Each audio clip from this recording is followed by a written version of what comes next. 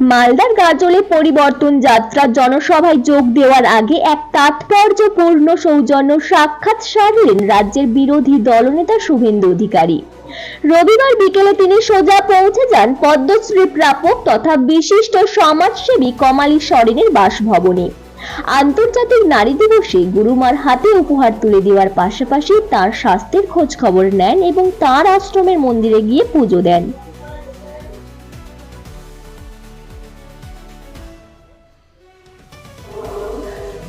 কোটালহাটিতে কমালী সরেনের বাড়িতে গিয়ে তার সঙ্গে বেশ কিছুক্ষণ সময় কাটান শুভেন্দু অধিকারী। পরে সংবাদ মাধ্যমের মুখোমুখি হয়ে তিনি বলেন, আজ আন্তর্জাতিক নারী দিবস, তাই সমাজ সেবায় নিবেদিত প্রাণ গুরুমার আশীর্বাদ নিতে এসেছি। তিনি দীর্ঘকাল ধরে এখানে আশ্রম চালাচ্ছেন এবং পিছিয়ে পড়া মানুষের সেবা করছেন। আগামী দিনে তার পাশে থাকার সব রকম চেষ্টা করব।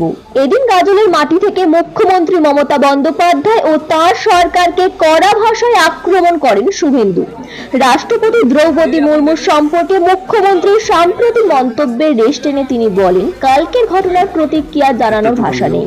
এই সরকার স্পষ্টতই আদিবাসী বিরোধী।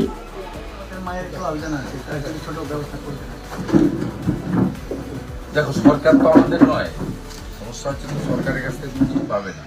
ওরা উদ্যোগ নিলে ব্যক্তিগতভাবে যতটা পারি যত ক্যাপাসিটির মধ্যে আছে করে। এখানকার সরকার তো আদিবাসী নেই। গতকাল দ্রৌপদী মুর্মুর সঙ্গে মহোদয়ের সঙ্গে দেখা করেছেন, শুনেছেন খবর? আপনি টিভিতে দেখেছেন?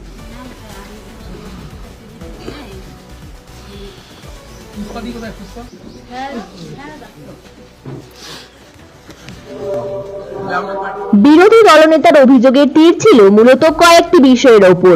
ভুয়ো শংসাপত্র, রাজ্যে লক্ষ লক্ষ ভুয়ো তপশিল উপজাতির সার্টিফিকেট বিলি করা হচ্ছে বলে দাবি করেন তিনি।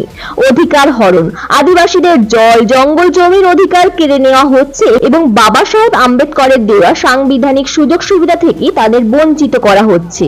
চাকরিতে সংরক্ষণ, বর্তমান সরকারের জামানায় চুক্তিভিত্তিক নিয়োগে এসএসসি ও এসএসসিদের জন্য কোনো নির্দিষ্ট সংরক্ষণ নীতি নেই বলে অভিযোগ তোলেন তিনি। কেন্দ্রীয় প্রকল্পে বাধা, প্রধানমন্ত্রী মোদী সারা দেশে একলব্য স্কুল ও আদর্শ গ্রাম করতে চাইলেও পশ্চিমবঙ্গ সরকার রাজ্যে তা কার্যকর করতে দিচ্ছে না।